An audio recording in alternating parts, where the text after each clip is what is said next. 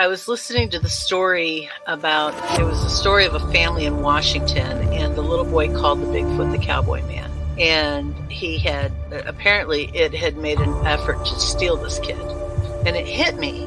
My children were in that playpen behind me with nothing but a mosquito net over them. It could have crept up behind me and taken both of my children, and I wouldn't have known.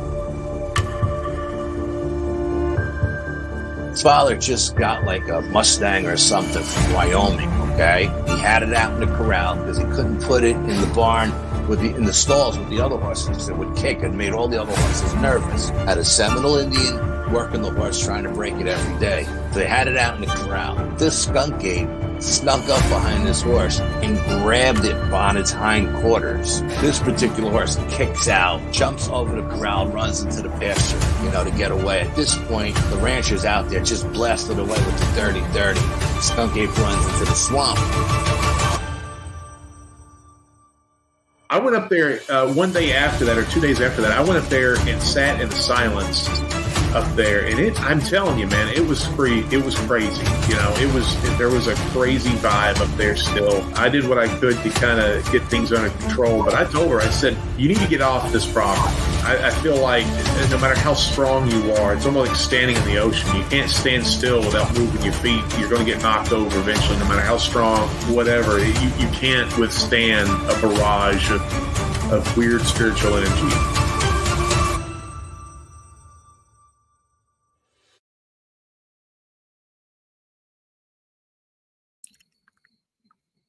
What's up, everybody?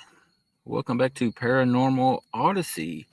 I am your host, Mr. Wayne, joined as always by Miss Tiffany. How's it going tonight, ma'am? Good. I'm so excited to talk to you. I am live on location.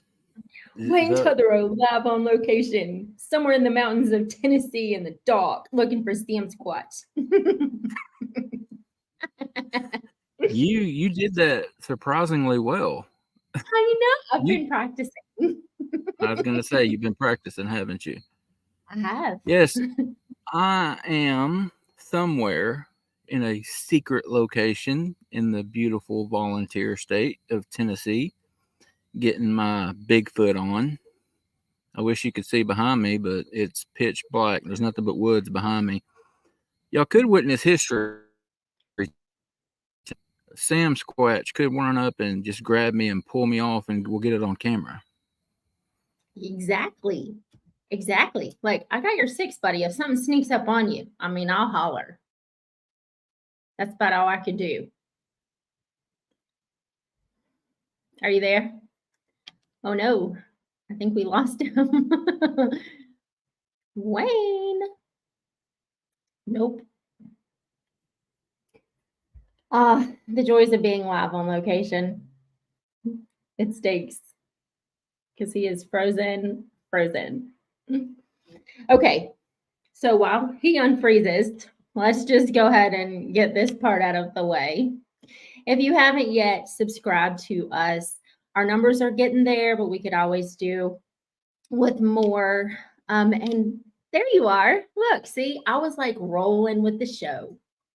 You'd be proud. I'm glad you were, because I was just sitting here hoping that you were. I was trying to talk to you, and you didn't answer.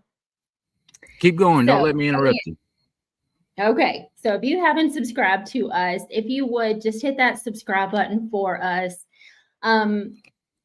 And we would absolutely appreciate that. If you would like to be on the show with Wayne and I and all our shenanigans and all of our Sasquatch stuff, you can hit us up, Wayne at paranormalworldproductions.com or Tiffany at paranormalworldproductions.com. Speaking of paranormalworldproductions.com, head over there and check out all of the other shows, pick you up some merch. We would absolutely appreciate that. And speaking of shows, Mr. Wayne founded Manimal Research in 2019. Everybody has a Facebook. Everybody can look it up. Head over there and follow that page. And I know that it is just Wayne and I this evening, but if you have any questions, please put them in all capital letters and we will snatch them up. So you. Perfect. Very, very Yeah. good. It's almost like I wasn't even here. You know, I've done 28 shows with you now, I think. Getting the hang of it. Yeah. All right. As I was saying, I am somewhere in the great state of Tennessee. And guys, in case y'all didn't know it, squatching ain't easy. This happened on night 1. Along with this. So do tell the story so I can laugh. As much as I would love to tell y'all that I wrestled with a Bigfoot, that's not what happened. I would even settle for I was chasing a Bigfoot through the woods and fell, but that again is not what happened. It was the very first night. We had just finished up orientation and we had our little newbie orientation. I'm considered a newbie since it's my first BFRO investigation. So I was hanging out there, and at that orientation, they gave each and every one of us our very own flashlight. I thought, oh, that's really nice. So I go ahead and I put the battery in that flashlight and I stick that flashlight in my pocket. And I'm walking back to camp with another member who happens to be in the side beside me. Neither he or myself decided to take out our flashlights. I guess we figured we could just walk in the dark, but no problem. I failed to see the side of the asphalt. And I stepped right off, and when I say I landed on my face, my beard stopped my face from hitting the ground. Amazing. Yeah. I'm so extremely grateful that it was as dark as it is right now. And the only person that saw it was the guy that was walking with me, who was really cool about it. So did he laugh? Did he laugh? And then pick you up? He helped me up. I mean, because it's downhill. Yeah. I'm a big guy. I'm a big guy. I hit the ground. It takes some effort to get up. So, and I'm bleeding profusely. I'm bleeding from my hand, from my leg. And I get up. I had to go to the damn medic on the very first night and get bandaged up. Let me just pop this back up here, y'all. Take a look at this hand. I know that looks so terribly painful. Yeah, it sucked. So it looks bad. better now. Knee. I was telling the medic, I haven't had road rash since I was a kid, and I forgot how much it sucks. That stuff is terrible. That stinks. I'm sorry. I'm sorry that you fell. Yeah. I mean, people are laughing at me right now. No, it's really just me. Bigfoot tripping. I should tell. I'm going to change my story. A Bigfoot tripped me. Yeah, there you go. You need me to come out there. Actually, we have a couple of EMTs that are the medics here, and they're awesome. They do a really, really good job. I've met them before, and I really like them.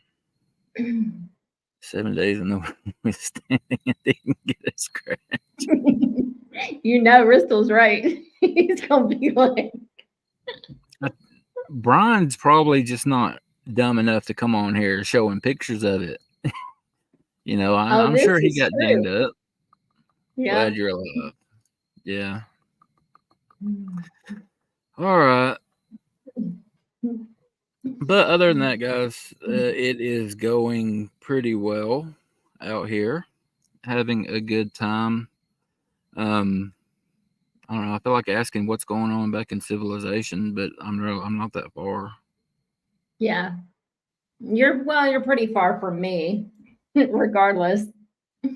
Man, there's people here from Iowa, from Mhm. Ohio. There's people from South Carolina. And people everywhere. It's from all over the place. There's like 43 people here. Oh wow, Yeah. that's awesome. So have you heard some good Bigfoot encounters? Yeah. I had a couple people come on earlier. Something I'm going to be sharing with you guys later. Some people came on and I did a little mini session with them. People sharing their encounters. One lady came on and shared about 40 minutes worth of encounters. And Wow.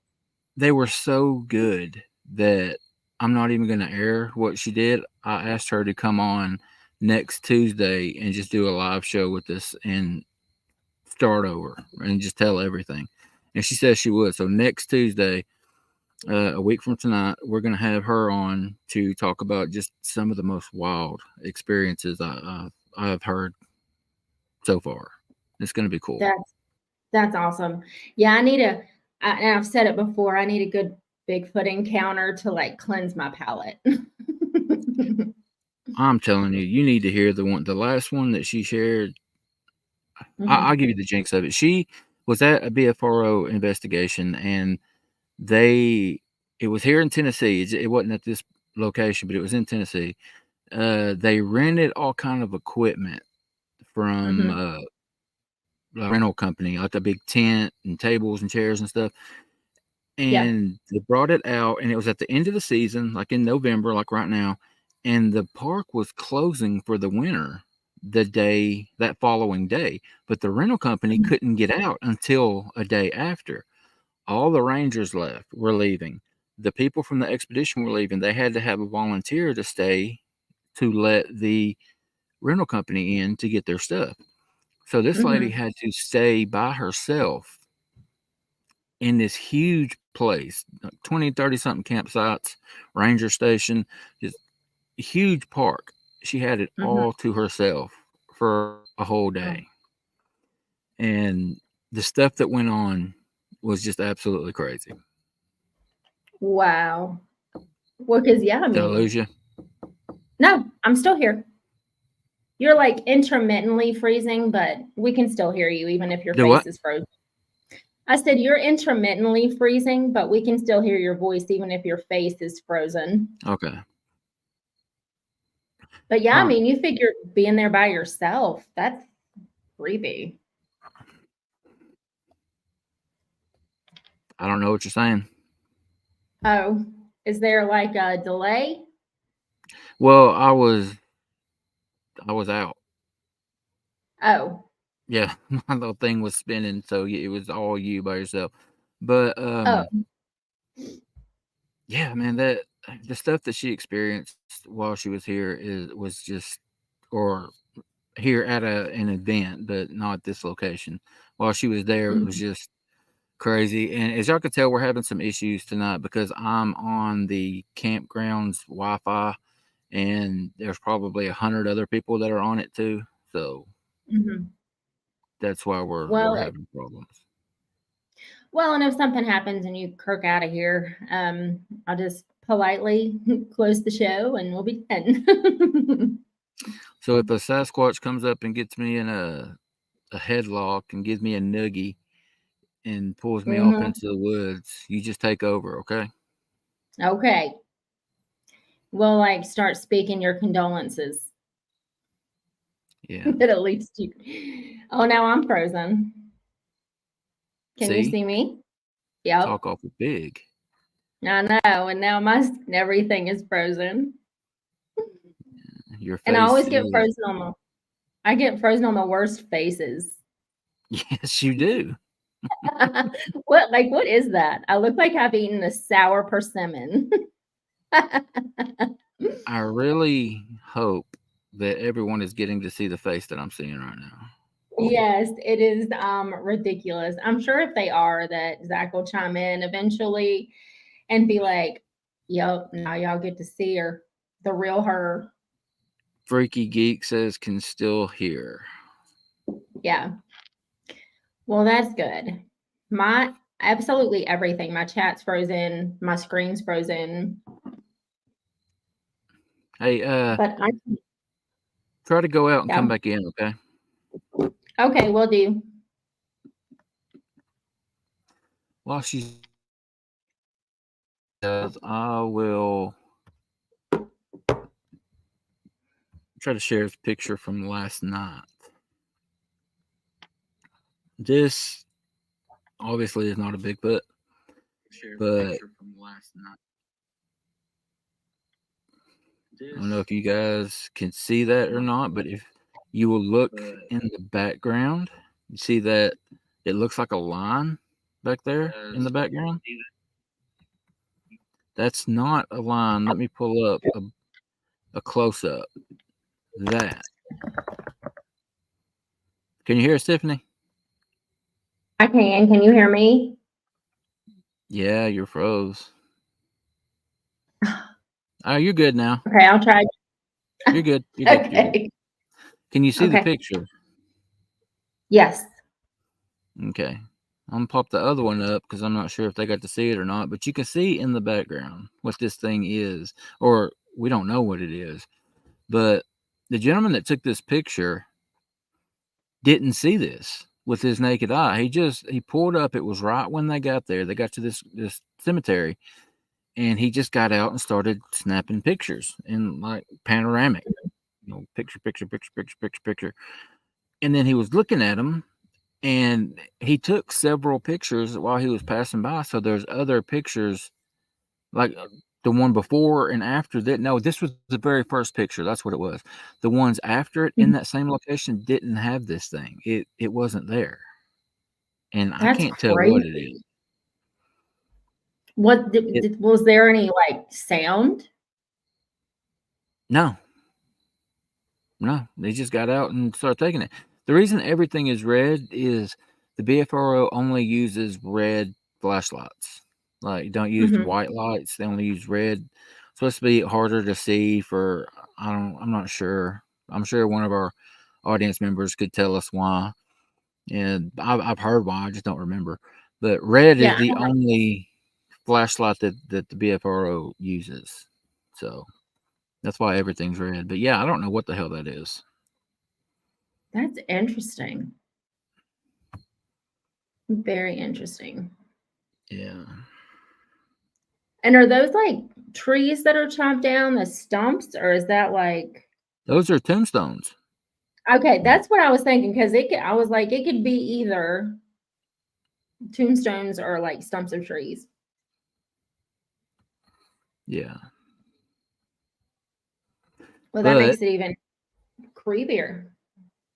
One of the ladies that came on today and shared her encounter actually shared her encounter from last night. She's from South Carolina. This is the first time she's ever been on anything Bigfoot related. She talked about how people that she worked with and like family and friends and stuff, she had someone tell her, "I've lost all respect for you now that I know you're going out on a Bigfoot hunt." That kiss my ass, first of all. It's Right? just stupid. But I say that to say she's never done anything like this. This was her first time ever being in the woods doing this. She didn't go out the first night. She went out last night, was her first night, and she had a sighting. Oh, wow. She saw something walking in the woods. She saw it on thermal, and this lady has told her story several times. It has not changed. She gets like excited, and because the first couple of days she was really quiet and like kept to herself. You couldn't really get her to talk much, but after last night, she's very vocal. She's talking more, and it's like she can't get enough of talking about it. So I get the feeling like what she saw really happened, and she Right. Yeah. comes on. You guys will get to hear firsthand from her, like the morning after she had a sighting. She said it was huge. She was watching it on the thermal, and she watched it start moving. And then one of the investigators started walking toward it, and it froze and turned around and started walking away from the Oh, wow. investigator. And it hunkered. She watched it hunker down, like bend Mhm. down. It wasn't a bear. It wasn't a deer. This thing was on 2 legs. Right. They never heard it. Well, actually, now that I said that, I remember that's why she looked over there, is because she heard something in that Mhm. area. But no one else heard anything. No one else knew it was there. She got everybody's attention. They all came over, and a couple of them were able to see it before it just walked away into the woods. That's wild. Yep. And of course, that wasn't the group that I was in last night. Mhm. Of course. I've been That's out twice. typical. I want you guys to know that I'm not going out tonight because I'm spending my time with y'all. They Oh, we are, yeah, I'm a sweetheart. I can't help it. They're up there dividing up into groups and heading out now. I mean, I'll get to sit at base camp when we get done here. I'll go sit at base camp, and a lot of times base camp is what gets the action. So I'm still getting to Yeah, sit because, out. well, yeah, I mean, because when you stayed back with was it your nephew, the 13-year-old, when you heard that loud call? It wasn't mine. It was the guy I was with, grandson. Oh, got you. But yeah, you were hunkered down there and got that. So maybe that'll Yeah, happen. exactly. We were at base camp by ourselves when we heard that. Yeah. That is Many awesome. animals. Bristol says many animals can't see red. Also, it preserves your night vision. Eyes not tech. Okay. Well, that explains it. Yeah. I'll pop that up there. And I was then just reading some of the comments. Bristol also said, honestly, it could have been a critter, large bug / bat showing up wonky on his cam, but with the cemetery, it could very well be more. Have you ever heard of rods? I have not personally. Have you? No. What So are do tell me, rods? what are rods? Let me look that up. I'm saying all of that while I'm hearing something over my right shoulder, and I'm getting a little freaked out. What's it sound like? I Is it just like am walking? wrestling. It's probably a squirrel. There's so many damn squirrels here. In cryptozoology and ufology, rods are elongated visual artifacts appearing in photographic images and video recordings. Most optical analysis to date have concluded that the images are insects moving across the frame as the photo is being captured. A rod is a type of photoreceptor cell. No, that's the different. We know what that rod is. It's optical phenomenon. Freaky Geek said, rods are very fast, small lines that when slowed down look like they're spinning. Interesting. Yeah, I had never heard of them. Sandra Piper says she's heard of them. Yep. But yeah, I've been out. This is my last night. I'll be headed home tomorrow, heading out in the morning. But Sunday night was the first night. Got here, and we were supposed to go to this location, and we got there, and there was coon hunters that were already there. The truck was sitting, the truck was sitting at the entrance of the trail, and it had like coon dog boxes in the back, and the boxes were empty. The doors were open, but the lights were on in the truck. That was weird. We couldn't tell if anybody was in there or not. I don't know how coon hunting works. I don't know if you just let the dogs out and then you sit in your truck and wait till they get a hit and then go after.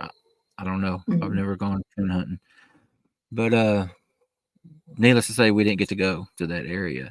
So we improvised and we went to that very graveyard that image was taken at, but it was taken the night we went the night before, and we just sat there all night. We heard some possible vocalizations. A couple people said they heard a knock.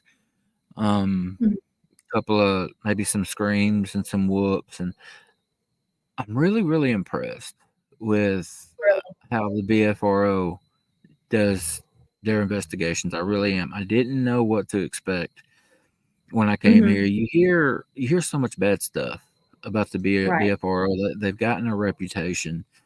Yeah. But I've been treated with so much kindness and respect. The food is amazing. The people are awesome. I've met so many people that I'm going to get to interview for the show.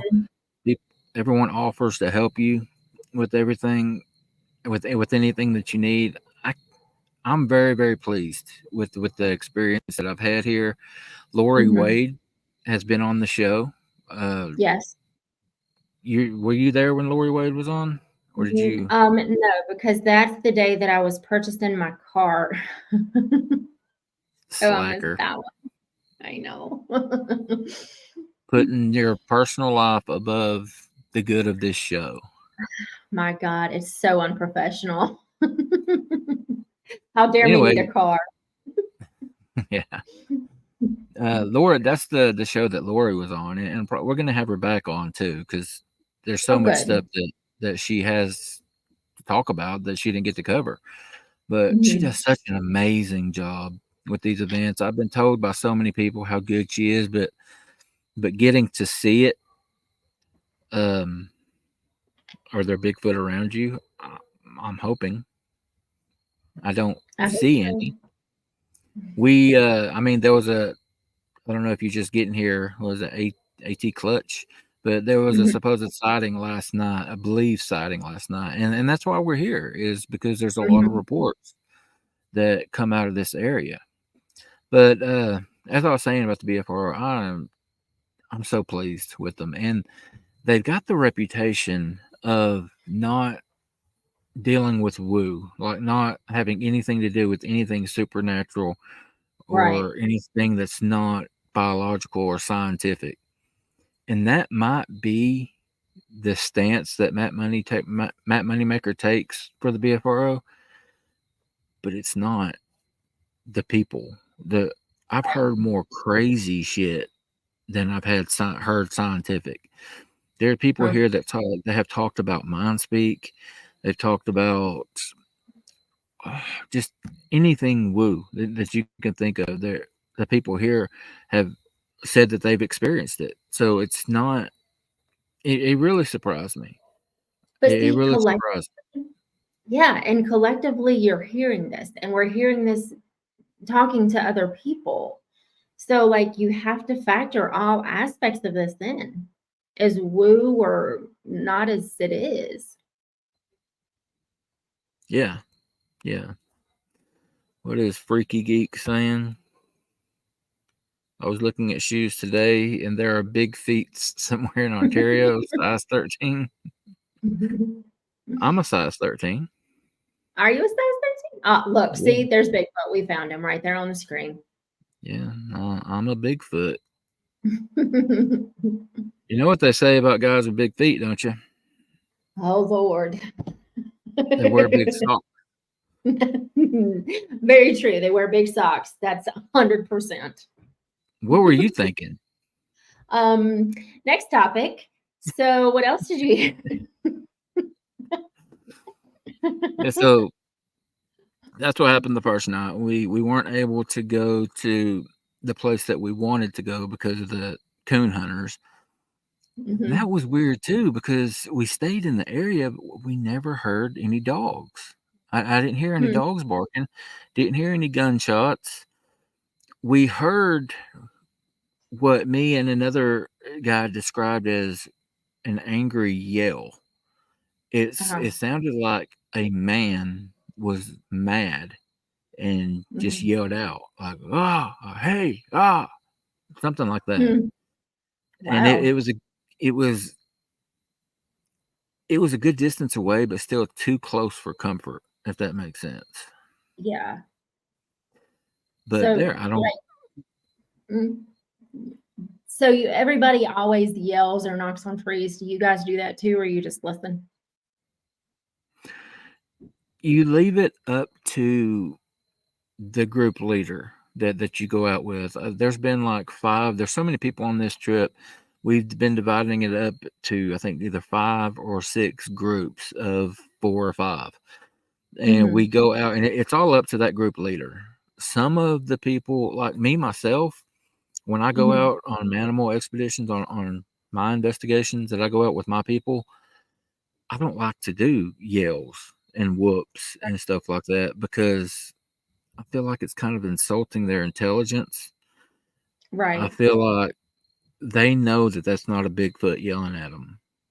Yeah. So I just don't see much of a point in it.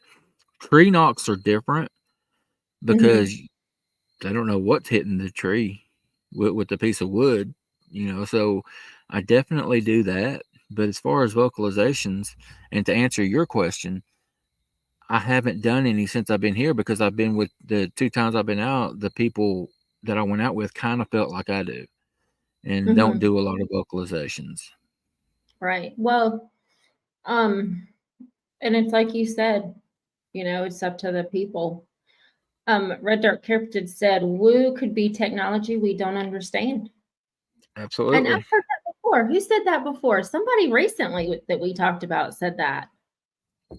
If it was smart, I said it. Yeah, I also said that Sasquatch is probably not his wife. Yeah. Probably right. Yeah, but somebody else was saying that. I don't know. We've talked to a lot of people, and I don't remember who it was. ATL Clutch says, I'm not buying it, man. What are you not buying? If you don't mind, let's have a discussion. Let's discuss. Converse. Yeah, I'm hoping you get something. Did you take any recorders or anything? I did not bring any of my equipment other than the stuff to do the show because I'm going out with the biggest Bigfoot organization in the world, the BFRO, and they've got everything. So I didn't bring any of my stuff. Got you. But yeah, I have access to recorders, thermals, cameras. The only thing we can't do is a drone. Hey there, Miss Jessica Jones. Thank you, ma'am. Hoping to get out in the woods with Miss Jessica Jones at some point. She lives down south in Georgia, and we've talked about getting out, her showing us some of her areas and us showing her some of ours, and like doing a little collaboration. Hoping we can do that soon. Yeah, that would be cool. I'm interested to hear, because we were on that Bigfoot podcast talking about this is what he was saying. None of the Bigfoot narrative. It's all bullshit. No proof ever, just talk. I would disagree with that because I think the Patterson-Gimlin film is some pretty damn good evidence. The Freeman footage. Yeah, the Freeman footage is very good evidence. All of the casts, the prints, that stuff has been proven. Now, those are dermal ridges. Those came from a living, breathing animal. That has been proven. There's more than enough circumstantial evidence. If Bigfoot was a murder trial, there's more than enough circumstantial evidence to convict. Bigfoot would be locked up forever. We have enough to prove in a court of law, but science is different. Science is not going to accept it until there's a type specimen, in my opinion, which means we're either going to have a live one or a dead one. To get a dead one, we've either got to find it or somebody's got to kill it. Right. I don't want to kill it. So, And Bristol brought up a good point. Let's not forget the DNA that always comes back human/not human. yeah. And it's always the father who comes back as not human. Most of the that I've heard. Most of the time, yeah, that's been the case. I keep hearing shit over my right shoulder. Y'all gonna see me disappear in a minute. It's probably Dr. John Baranchuk sneaking up behind me to scare me. Dude, if somebody jumps up and scares you on purpose. That one was so funny. And you None know, of people that have none of that is evidence. How is that not evidence? yeah, because look at Jeff Melvin. Yeah. And don't talk court law. Why? Why can't I talk court law? I'm not a lawyer, but I've heard that argument many, many times, and I agree with it. Yep. 100%. 100%. There's evidence. There might not be the evidence that you want.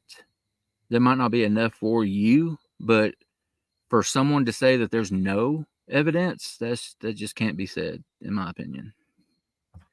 Right. Well, because of everything that has been aforementioned.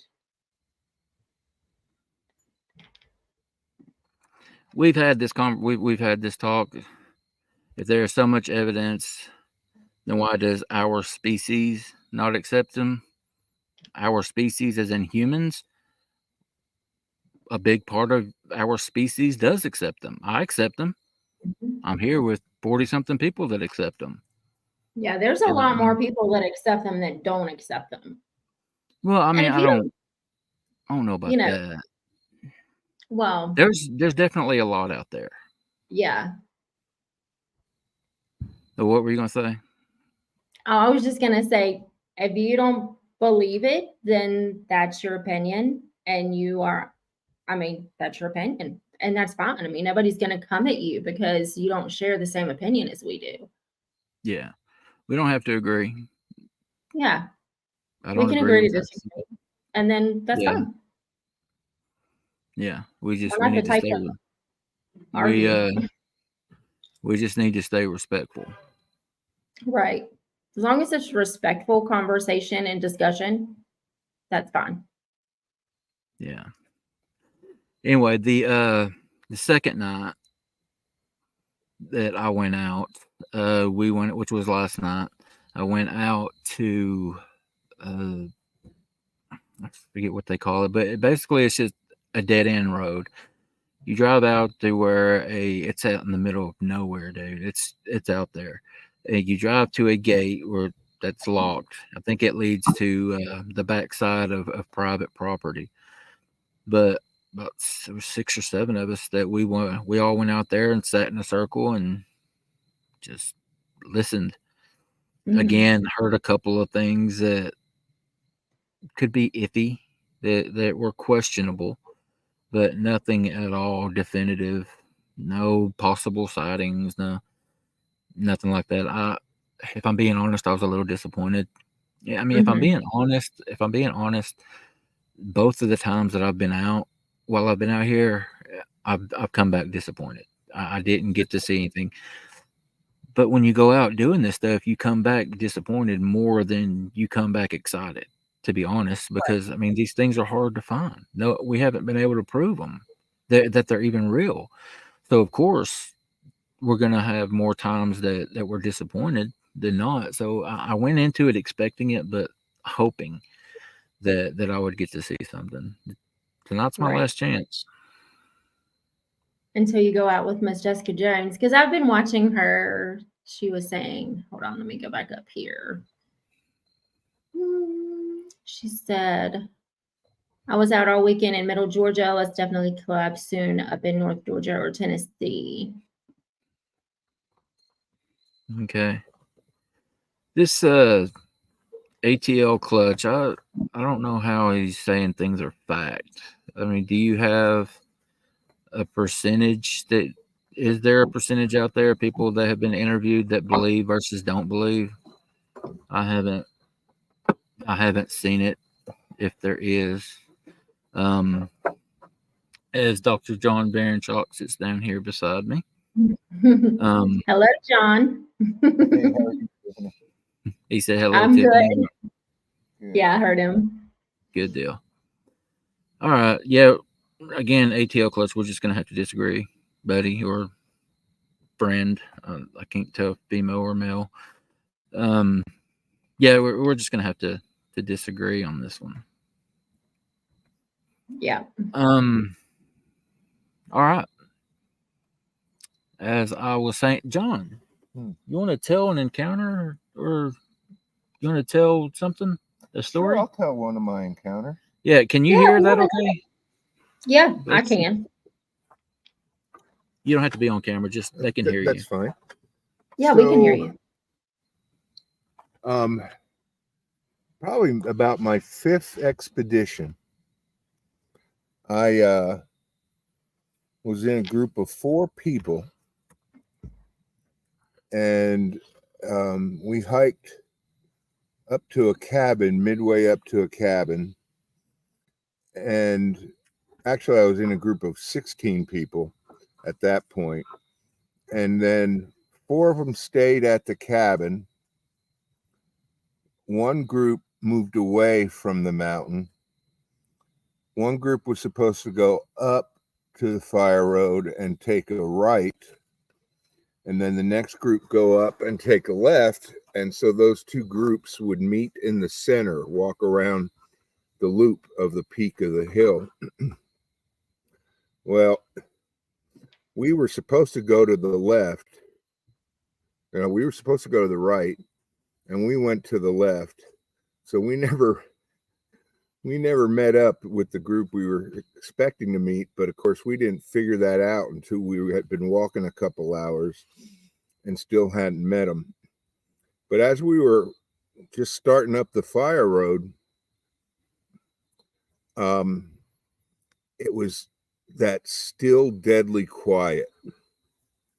All you could hear was the water running off the mountains and the leaves rustling in the wind. And at that point, I was second in line, and I asked George Wrigley, George, is this the kind of quiet you're talking about when Bigfoot's in the area? And he said to me, no, usually when Bigfoot's in the air and it gets this quiet, you get your spidey sense tingling. You get a sense that you're being watched, or your hairs stand up on end.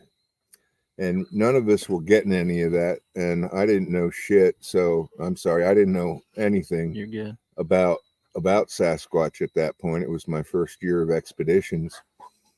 So I just accepted his answer, and we continued to walk, trying to meet this group. Eventually we made radio contact with them.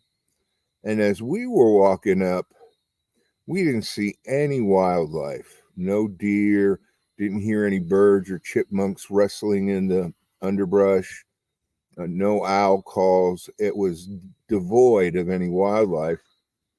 But when we got radio contact with the other group, we asked them, have you guys had any wildlife contact? Oh yeah, we scared off some turkeys roosting in the trees, saw some deer, and we saw some pigs rutting in the road. So they had all kinds of wildlife, and we didn't have any. So finally, we accepted that we weren't going to meet them midway. And we started walking back down. And George in particular liked to hear me tell stories about psychology and hypnosis. We always talked about hypnosis, and he was trying to understand how hypnotic experiences might fit into the Bigfoot experience of what people perceive and see. And so we're about 200 yards from where we got to get off the fire road and go down a steep drop to get back to the cabin. And I mentioned something about hypnosis. He's right in front of me. I'm second in line. A guy by the name of Dan Kegley was third in line. He's now known as Braveheart because of this story. And then Mark Ogleby was fourth in line. And two of these guys are here at this expedition that Wayne and I are at. So it's been good to see them and enjoyed reacquainting with old friends. But I mentioned something about hypnosis.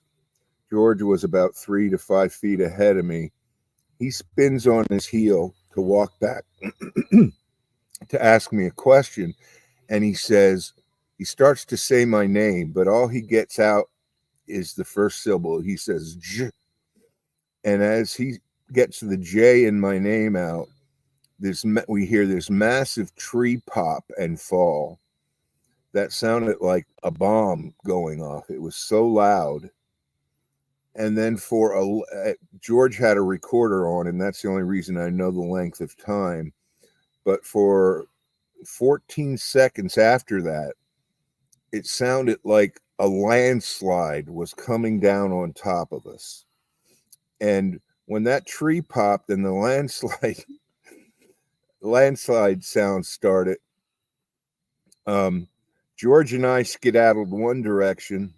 Mark, who was bringing up the rear, scattered in the opposite direction. And Dan Kegley, he just pivoted on his heels and reached for his K-bar knife on his hip and looked up the mountain. And he was ready to go to battle with whoever or whatever was coming down the hill. But we were so certain it was a landslide. If you've ever heard rocks tumble down a hill, you can hear them in the leaves, and then they hit like a log or another rock, and they get airborne, and suddenly there's silence until they hit the ground again, and they keep tumbling. And that sound went probably 50 yards on each side of us, and of course in through the middle of each end, and we were all just waiting for a bunch of logs or a bunch of rocks to come down on top of us, and nothing ever tumbled onto the ground, onto the fire road that we were on. But after a while, I was looking up the hill, and in my light, I could see dust coming down, and it was airborne loam. If you've ever smelled loam, real fertile ground, I smelled it before I saw it. And we stood there and got showered by loam as we were trying to debunk what just happened. Was it a tree just falling in the woods that created a little bit of a landslide, but not enough to reach the bottom where we were at? Or was it a Bigfoot, or what the heck just happened? So we spent a half hour trying to debunk it, and we couldn't figure anything else about it out.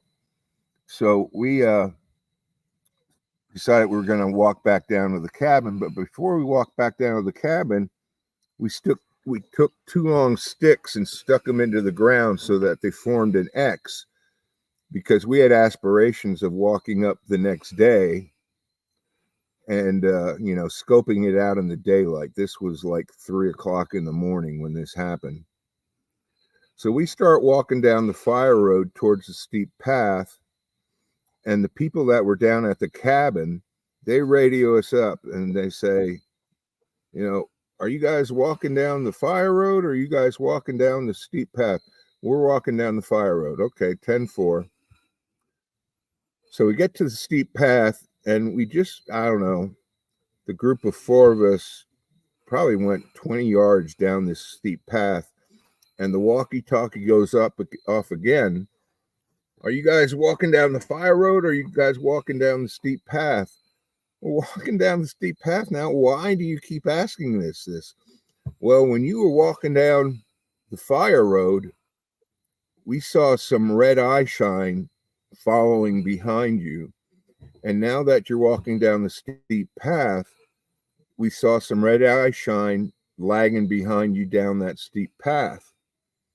So, of course, we all pivoted with we all had red lights. We used red lights for our night expeditions. And the reason we do that is because your eyes don't have to take any time to adapt when you turn off the light. If you use a white light and you turn off your light, it can take your eyes up to 30 minutes to adapt to the dark. Whereas with a red or a green light, your eyes are immediately adapted to the dark. So we turned and we looked up the hill, couldn't see anything. So we got down to the cabin, which was midway down the mountain. And so again, the whole group of 16 of us was gathered at this cabin, resting before we went the rest of the way down the mountain. And all of a sudden, somebody said, "Look at that." And we looked into the forest that was surrounding the path we just came down, and you could see a red eye with eye glow pop out from behind a tree. And then it would pop back in. And then it would pop out the other side. You see the other eye. But this wasn't just going on behind one tree. This was going on like around 30 trees and multiple eye shines, but they were low. And we were watching apparently juveniles or infants popping out from behind a tree, looking at us, popping back, popping out the other side. I forget what we call it in Bigfoot lore. Peepers. We call them peepers. So we sat there, the whole group of 16 of us sat there for like 25, 30 minutes and watched these things peeping at us the whole time. After about a half hour, it stopped, so we went back to base camp. All of us were, I was in my late 50s, early 60s at that point, and I was the old guy, but most of them were in their 40s. And so the next day we were beat and sore, and so our aspirations of hiking back up there quickly fell by the wayside. But there was a guy, I don't know if his first name's Dan, I think his name's Daniel Mixon. He was fresh out of the military, and when he told our story, he decided he was going to go back up there. So he hikes back up to where we put the sticks in the ground to form an X. And I'll be darned if he doesn't find a Bigfoot imprint right in the area that we were looking. So he comes back to the true base camp and says, I just found a massive footprint. I want to make a cast of it. So the best caster in camp was a physician by the name of Tom Bruins. And him and Tom went back up to that path, and they cast that that print. And while they were waiting for it to set up, they started exploring around a little away from the cast, and they found another partial print 15, 20 feet up the path. And that whole night after this happened, we just kept looking up the hill because that's where the avalanche sounded like it was coming from. But as they were looking around, they looked down the drop-off side of the road, and right at the drop-off, they found another partial print right next to the tree, and 15 foot up this tree, there was a fresh bark tear where something had torn the bark clean off in a big strip, clean off the tree. And then they looked down over the drop, and in fact, it was only about an 8-foot drop that plateaued and leveled off into this little ledge, if you will, that was about 15 feet wide and about 20 feet long. And when they looked over the ledge, they counted 40 infant Bigfoot prints. Wow. On the ledge. And so what we, experientially, what we think happened was when George stopped us from descending to come back and talk to me, we stopped right next to the nursery or the playground where the kids were playing, and Mom and Pop didn't want us hanging out there. And so they pushed down a tree, and rather than rocks or logs rolling down the hill. They were doing a bluff charge with us, kicking up the dust and kicking up the leaves to scare us off. But when you're doing it on a BFRO expedition, when something like that happens, it's your job to spend time there and try and debunk what else it could have been besides a Bigfoot before you attribute it to a Bigfoot. And so their strategy of kind of bluff charging us, it didn't work, and we hung out. And then it was, 30 minutes later till we got back to the cabin, and we saw those little juveniles popping their head in and out behind the trees. And when they brought that, when Daniel Mixon brought that, and here I'm relying on my memory, which is faulty, but when he brought that cast down, it was the most amazing thing I've ever seen, because you could see the long toe bones on every toe except the great toe. It was missing the joint, but then you could see the great toe print in the cast. And that cast was, I believe, 18 inches long and 6 inches wide. Wow. When we got it all cleaned up. And it was like you were looking at an x-ray of a Bigfoot foot, that cast, because you could see each individual joint and each individual bone on all the toes, except for the great toe where it was missing one joint and one bone, but we still got he still got the final end toe joint. And so that was, I haven't seen eye shine like that since. I've seen individual eye shine since then, but never that much eye shine when we were watching those peepers. And I've yet to find another print or see anyone that, well, with the exception of Craig finding that one print, my buddy Craig Roach. So, yeah, you see, that's the kind of experience I was hoping to get on my trip here. But I understand you're not going to get something like that every time out. Right. Yeah, I mean, so you're pretty confident y'all are bluff charged? Well, experientially, yes. If I'm going to put on my hard scientist hat, I would say it could just be a coincidence that we found those prints there. There's no way to prove that they were there then.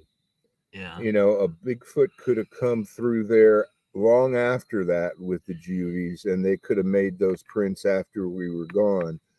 So we can't, scientifically, you can't say for sure. Yeah. But experientially, it feels like that was a bluff charge, and they were scaring us off from the area. Yeah. Well, I appreciate you sharing that. Sure. Yeah, I've heard the story before, but there's plenty out there that haven't. What do you think of that? Yeah, that's cool. If I would have been able to see all those itty bitty baby Bigfoot eyes, that would have been so awesome. Yeah. Yeah. Yeah. All right, guys. It's an hour has snuck up on us. John helped us finish that out with a bona fide Bigfoot encounter, we believe. So yeah, I want to remind everybody about Tuesday. We will have Miss Marsha on, another BFRO member. She's going to come on and share her experiences. It'll be a week from tonight.